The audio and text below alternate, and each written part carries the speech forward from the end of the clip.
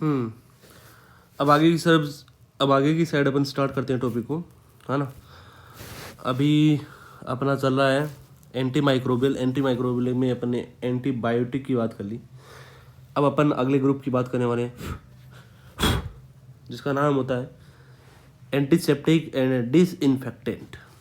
इसमें एंटीसेप्टिक की पहले बात करेंगे और डिसइंफेक्टेंट की बाद में बात करेंगे, ठीक है। तो एंटीबायोटिक एंड डिसइंफेक्टेंट की बात करेंगे। तो एंटीबायोटिक होगी, सॉरी, एंटीसेप्टिक और डिसइंफेक्टेंट की बात करेंगे। एंटीसेप्टिक की पहले बात कर लेंगे और उसके बाद में किसकी बात करेंगे, डिसइंफेक्टेंट की बात करेंगे। एंटीसेप्टिक क्या होता है तो उसके बारे में बात करें तो इन दोनों के बारे में एक साथ बात कर लेते हैं पहले। तो chemical which either kill and prevent the growth of micro organism. देखो, ऐसे केमिकल जो वास्तव में माइक्रो ऑर्गेनिज्म, किसकी, माइक्रो ऑर्गेनिज्म की ग्रोथ को क्या करे, या तो रोक दे या फिर उसको माइक्रो ऑर्गेनिज्म को ही किल कर दे। तो ऐसे जो केमिकल होते हैं वो उनको बोला जाता है एंटीसेप्टिक।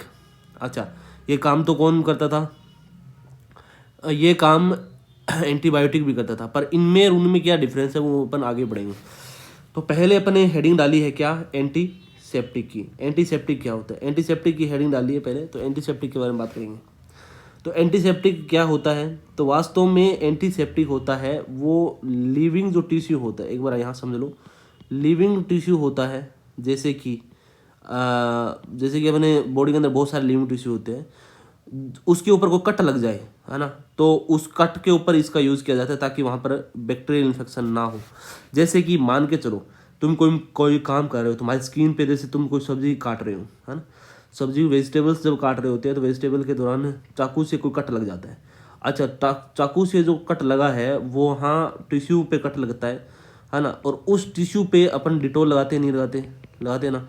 तो ये डिटोल लगाते हैं, सॉरी, क्या लगाते हैं, डिटोल लगाते हैं। तो ये जो डिटोल लगाया जाता है तो वो डिटोल एंटीसेप्टिक का काम करता है।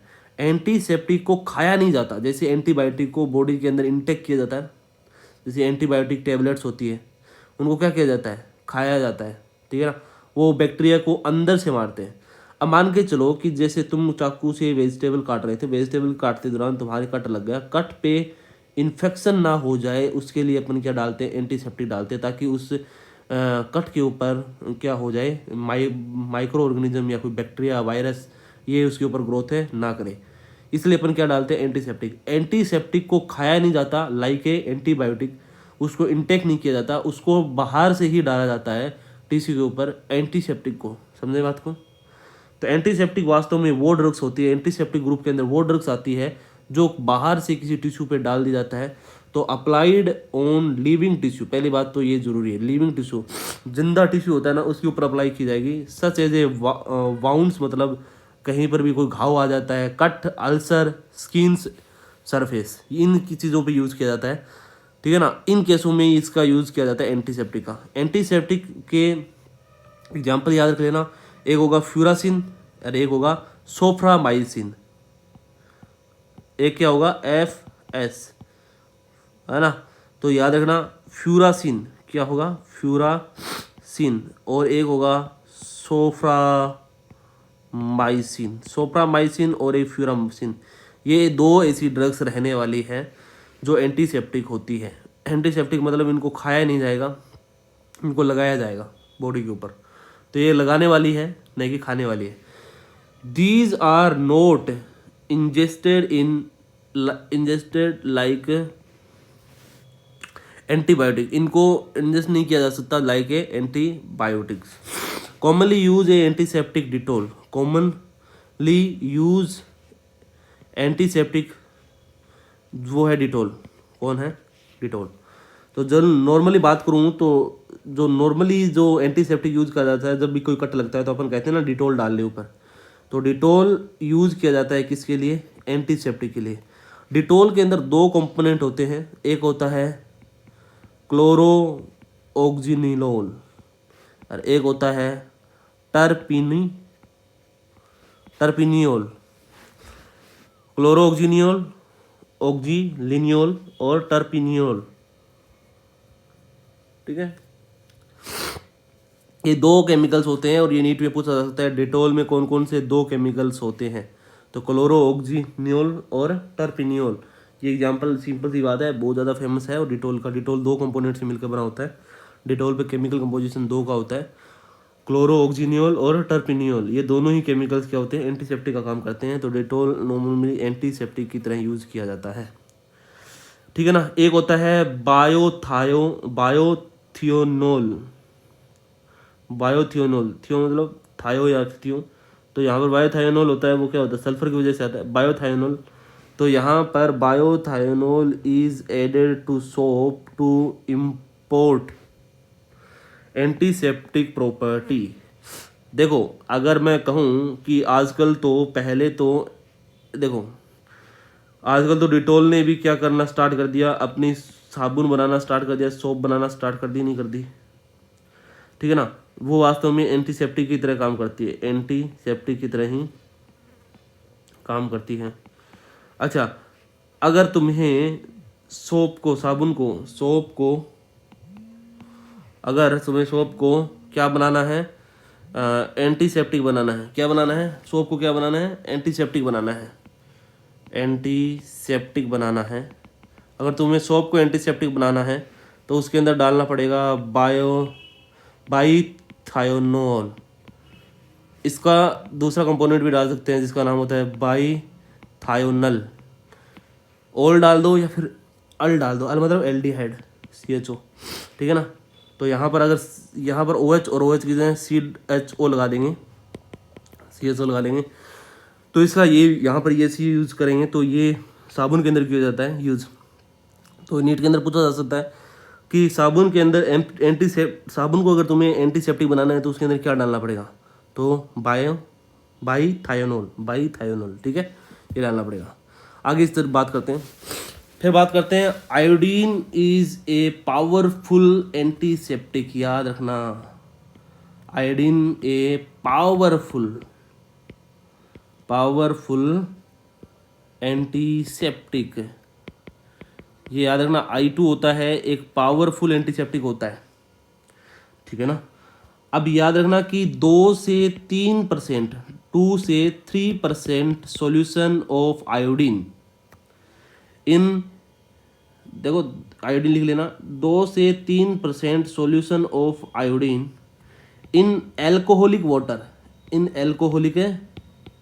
एल्कोहल वाटर मिक्सचर क्या होगा, टिंचर ऑफ आयोडीन बोला जाता है। तो टिंचर ऑफ आयोडीन क्या होता है, टिंचर ऑफ आयोडीन, तो तुम्हें पूछे कि टिंचर ऑफ आयोडीन क्या होता है, तो 2 से 3% solution of iodine in alcoholic water या एल्कोहल वाटर, है ना, एल्कोहलिक वाटर, ठीक है ना। तो अगर 2 से 3%, अगर मान के चलो 100 ml का कोई एल्कोहल प्लस वाटर है, उसके अंदर अपने 2 से 3% अपने आयोडीन डाल दिया, तो ये सॉल्यूशन होगा टिंचर आयोडीन। टिंचर आयोडीन का यूज़ किया जाता है एज ए एंटीसेप्टिक और अप्लाई किया जाता है कहीं कट पे, वाउंड पे, ठीक है ना, ये चीज़ इंपॉर्टेंट है। तो यहाँ पर ये चीज़ याद रहनी चाहिए, आयोडीन एक पावरफुल एंटीसेप्टिक होता है। दूसरी बात, 2 से 3% सॉल्यूशन ऑफ एल्कोहल, 2 से 3% solution of iodine in alcoholic water is tincture of iodine बोला जाता है, ठीक है ना।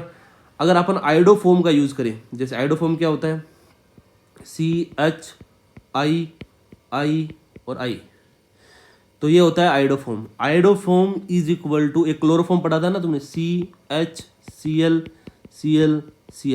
तो CHCl3 ये तो होता है क्लोरोफोम। ऐसे CHI3 ये होता है आयोडोफोम। आयोडोफोम होता है वास्तव में क्या होता है, ये एंटीसेप्टिक की तरह यूज़ करते हैं। इसको भी कहाँ अप्लाई करते हैं, वाउंड पे अप्लाई करते हैं।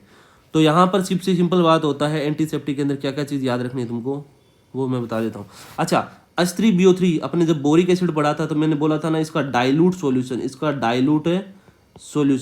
सॉल्यूशन यूज़ किया जाता है weak antiseptic for eyes. Weak antiseptic, powerful antiseptic नहीं, क्योंकि देखो आंखों के जो टिश्यूज होते हैं वो बहुत ज़्यादा मुलायम होते हैं, उनके लिए जो यूज़ किए जाने वाले ड्रग्स होने चाहिए वो ज़्यादा पावरफुल नहीं होनी चाहिए। तो अगर मैं कहूँ कि H3BO3 H3BO3 ये होता है बोरिक एसिड, और बोरिक एसिड को का डाइल्यूट सॉल्यूशन क्या होता है, डाइल्यूट सॉल्यूशन एक वीक एंटीसेप्टिक होता है। अच्छा, वीक एंटीसेप्टिक किसके लिए यूज़ करेंगे, आई के लिए, क्योंकि वहाँ पर होता है सॉफ्ट टिश्यू, ठीक है। अगर पावरफुल एंटीसेप्टिक की तरह यूज़ करना है तो वो उसका यूज़ किया जाता है आयोडोफोम। क्लोरोफोम होता है ना, वैसे ही होता है आयोडोफोम। टिंचर ऑफ आयोडीन तो तुम जानते हो ना, डॉक्टर एक बोतल लगता है वाइट कलर की, वाइट कलर की एक बोतल लगता है इतनी सी ऐसे इस शेप में, ठीक है ना, है ना। और जब कहीं भी कट लगता है, पट्टी करनी होती है तो उसमें डालता है, वो टिंचर ऑफ आयोडीन ही होता है।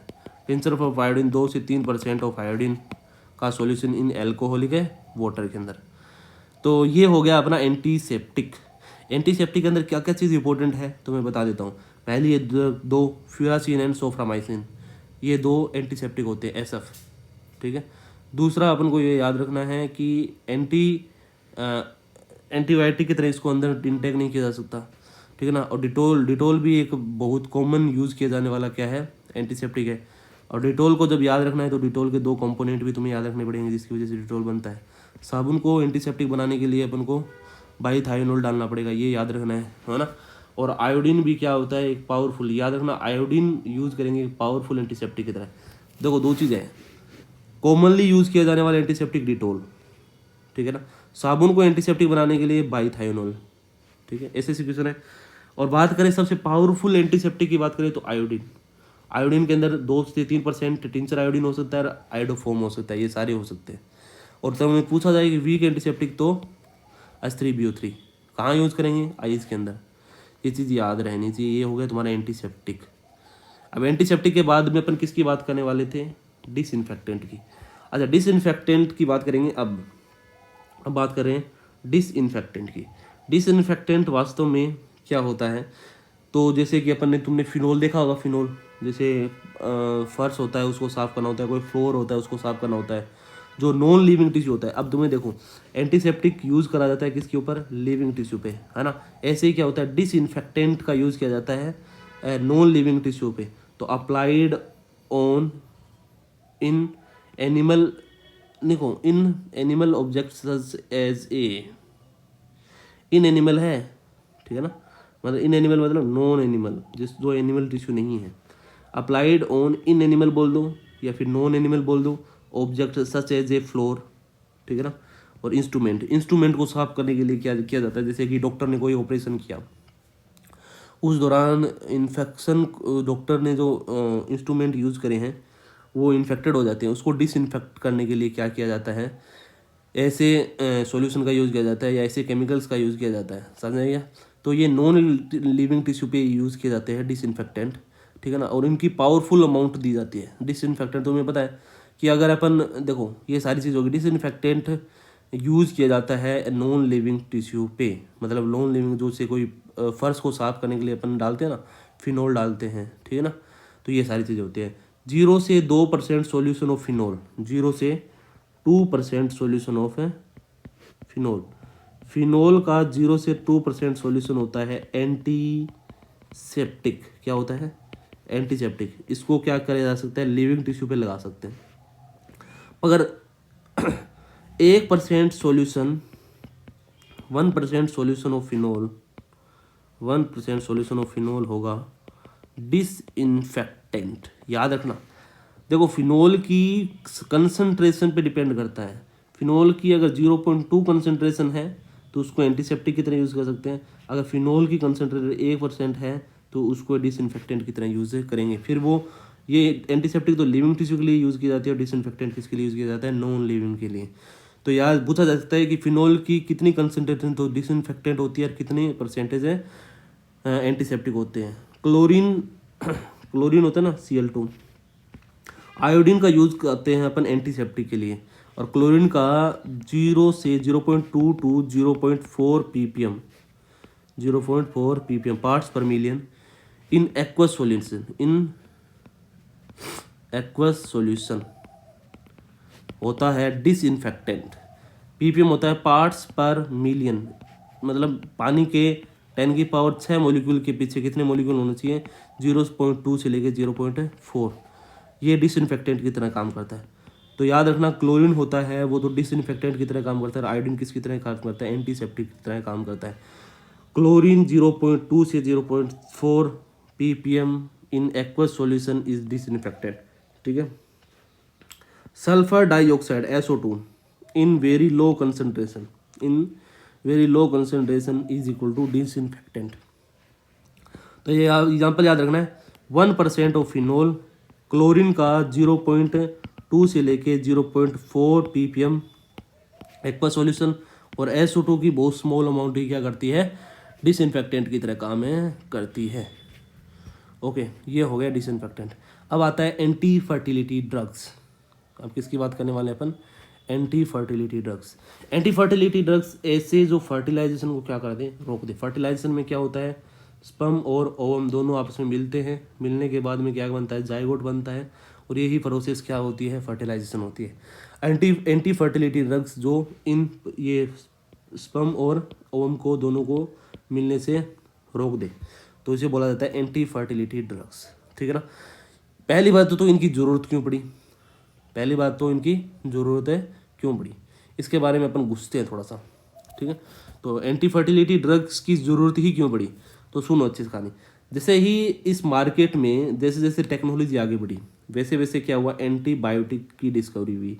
एंटीबायोटिक की डिस्कवरी हुई तो पहले लोग क्या होते थे, डिजीज से मर जाते थे। पर एंटीबायोटिक की डिस्कवरी के बाद में एंटीबायोटिक के फील्ड में क्या हुआ, रिवोल्यूशन आया। रिवोल्यूशन से क्या हुआ, लोगों को बहुत अच्छी हेल्थ मिली। प्रोवाइड्स, एंटीबायोटिक्स ने क्या किया, provides long and healthy life of people. मतलब लोग मरे नहीं जल्दी से, लोग मरे नहीं, लोगों को एंटीबायोटिक ने एक लंबी और बहुत ही हेल्थी लाइफ प्रोवाइड करवाई। ठीक है ना। तो क्या हुआ, लाइफ की एक्सपेक्टेंसी इज ऑलमोस्ट डबल। मतलब लाइफ की जीने की जो पावर होती है या जीने की जो होती है वो ऑलमोस्ट डबल हो गई। पहले अगर तुम्हें मैं बात बताऊं तो पहले के लोग क्या होते थे कि बच्चे जैसे ही जन्म लेते थे तो उसके दौरान बच्चे जैसे कि 1-2 बच्चे तो ऐसे होते थे, 5-6 बच्चे, तो 1-2 बच्चे तो ऐसे होते थे तो मर जाते थे जन्म के दौरान। क्यों, क्योंकि इतनी मेडिकल सुविधा नहीं थी, है ना। या फिर जो बच्चा जन्मा था वो कोई दिनों के बाद में किसी न किसी डिजीज से मर जाता था। ठीक है ना। तो क्योंकि इतनी मेडिकल चीज़ें एडवांस नहीं थी, आजकल तो बहुत सारी चीज़ें मेडिकल एडवांस हो गया। आज तो मेडिकल लाइफ हो गई वो बहुत ज़्यादा एडवांस हो गई। इसकी वजह से क्या हुआ, एंटीबायोटिक्स की डिस्कवरी के बाद में लाइफ की एक्सपेक्टेंसी बढ़ गई है। ठीक है ना। लाइफ की एक्सपेक्टेंसी 2 गुना हो गई है कि अभी जो होता है मोर्टेलिटी रेट होती है वो बहुत कम हो गई है। ठीक है ना। और लाइफ में भाई बहुत कम चांस है कि बच्चा जन्म लेगा तो मरेगा। ठीक है ना, या फिर उसके बाद में भी मरेगा। तो धीरे धीरे क्या हुआ कि लोग जन्म ज़्यादा रहे हैं, मतलब लोगों का जो होती है बर्थ रेट तो ज़्यादा हो रही है, पर डेथ रेट क्या हो रही है, मोर्टेलिटी रेट क्या हो रही है, कम हो रही है। इस वजह से क्या हो रहा है कि पॉपुलेशन लगातार बढ़ रही है। ठीक है ना। तो पॉपुलेशन क्या हो रही है, इंक्रीज़ कर रही है। जिससे अगर पॉपुलेशन तो इंक्रीज़ कर रही है पर सोशल, इसकी वजह से रिसोर्सेज तो कमी है ना। तो जैसे जैसे पॉपुलेशन इंक्रीज़ करेगी वैसे वैसे सोशल प्रॉब्लम आएगी नहीं आएगी। जैसे सोशल प्रॉब्लम कौन कौन सी आएगी, जैसे फूड रिसोर्सेज कम पड़ रहे हैं लोगों के पास। पॉपुलेशन बढ़ रही है पर फूड रिसोर्सेज उतर रही हैं। ठीक है ना। तो फूड रिसोर्सेज में कमी आएगी पॉपुलेशन के लिए। इन्वायरमेंटल इश्यू आएंगे, जैसे जितने ज़्यादा लोग होंगे उतने ज़्यादा पोल्यूशन होगा। ठीक है ना। और जितने ज़्यादा लोग होंगे उतने ही एम्प्लॉयमेंट में दिक्कत आएगी। ठीक है ना, नौकरी नहीं मिलेगी। तो उस वजह से क्या होगा, पॉपुलेशन कंट्रोल रिक्वायर्ड। इसलिए पॉपुलेशन कंट्रोल बहुत ज़्यादा रिक्वायरमेंट है। इसीलिए कहते हैं कि हम दो हमारे दो वाले नारे लगते हैं ना, है ना, स्लोगन बने हैं। तो ये सारे उसी के लिए बने थे, क्योंकि तुमने अभी तो थोड़ा सा बाय वालों को तो आसानी से समझ में आएगा। ठीक है ना। और जे वालों थोड़ा सा ध्यान दे लो। ठीक है ना। तो एंटी फर्टिलिटी ड्रग्स की बहुत ज़्यादा, क्योंकि तुम्हें अगर पॉपुलेशन कंट्रोल करनी है तो एंटी फर्टिलिटी ड्रग की रिक्वायरमेंट रहेगी। पॉपुलेशन कंट्रोल करने की ज़रूरत क्यों है, तो पॉपुलेशन कंट्रोल करने के लिए ताकि अच्छे फूड रिसोर्सेज रहे पॉपुलेशन के लिए, इन्वायरमेंटल इश्यू नहीं हो, अनएम्प्लॉयमेंट नहीं हो। ठीक है ना। तो ये सारी चीज़ें, तो इन चीज़ों को पॉपुलेशन कंट्रोल करने के लिए anti fertility drug is use in this problem. इस प्रॉब्लम को निपटान के लिए एंटी फर्टिलिटी ड्रग का यूज़ किया जाएगा। ठीक है। अब देखो, birth control pills essential content. देखो जितनी भी बर्थ कंट्रोल पिल्स आती है, जितनी भी बर्थ को कंट्रोल करने वाली पिल्स आती है, उनके अंदर 2 ड्रग कॉमन होते हैं। एक तो होता है सिंथेटिक एस्ट्रोजन प्लस प्रोजेस्टेरोन के डेरिवेटिव्स। तो याद रखना, तुम्हें कोई पूछ ले कि जितने भी सिंथेटिक पिल्स आते हैं, एंटी फर्टिलिटी पिल्स आती हैं या बर्थ कंट्रोल पिल्स आती है, उनके अंदर कौन से केमिकल्स कॉमन मिलेंगे तुमको, तो वहाँ पर एस्ट्रोजन कौन मिलेगा, एस्ट्रोजन, सिंथेटिक एस्ट्रोजन और प्रोजेस्टेरोन के डेरिवेटिव्स मिलने वाले हैं, ठीक है ना। प्रोजेस्टेरोन क्या करेगा, जो ओवुलेशन होता है उसको रोक देगा। तुम्हें पता है कि सेकेंडरी oocyte निकलता है, सेकेंडरी oocyte निकलता है 14 डे मेंस्ट्रुअल साइकिल के 14 डे के दौरान सेकेंडरी oocyte निकलता है। और सेकेंडरी oocyte तुम्हें पता है ये क्या होता है, फीमेल का क्या है, मान के चलो ये ओवेरी है, ठीक है ना। तो ओवेरी में 14 डे के दौरान ओवुलेशन होता है। ओवुलेशन में क्या होता है, यहाँ से सेकेंडरी oocyte निकलता है, सेकेंडरी oocyte यहाँ जाएगा, है ना। और यहाँ से यहाँ पर तुम्हें पता है एम्पुला के अंदर क्या होता है, एम्पुला से यहाँ पर स्पर्म आगे यहाँ पर क्या कर देंगे, इसको स्पर्म आगे यहाँ पर इसको फर्टिलाइज कर देंगे। पर अगर ये मैं कहूँ कि सेकेंडरी oocyte यहाँ से नहीं निकले, सेकेंडरी oocyte यहाँ से नहीं निकले, ठीक है ना, तो क्या फर्टिलाइजेशन होगा क्या, नहीं। तो यहाँ पर याद रखना कि प्रोजेस्टेरोन होता है वास्तव में सेकेंडरी ओवुलेशन को रोक देता है, ओवुलेशन को रोक देता है, ठीक है ना। ग्राफियन फॉलिकल से, ग्राफियन फॉलिकल से सेकेंडरी oocyte को रोकने के लिए कौन जिम्मेदार है, ग्राफियन फॉलिकल से, ये ग्राफियन फॉलिकल होता है, ठीक है ना। ग्राफियन फॉलिकल से सेकेंडरी oocyte निकलता है और सेकेंडरी oocyte जब तक निकलने की प्रोसेस को कहा जाता है ओवुलेशन, ठीक है ना। और ओवुलेशन को अगर मैं रोक दूं, ये 14 डे होता है किसी भी मेंस्ट्रुअल साइकिल के, ठीक है ना, किसी भी मेंस्ट्रुअल साइकिल के 14 डे होता है।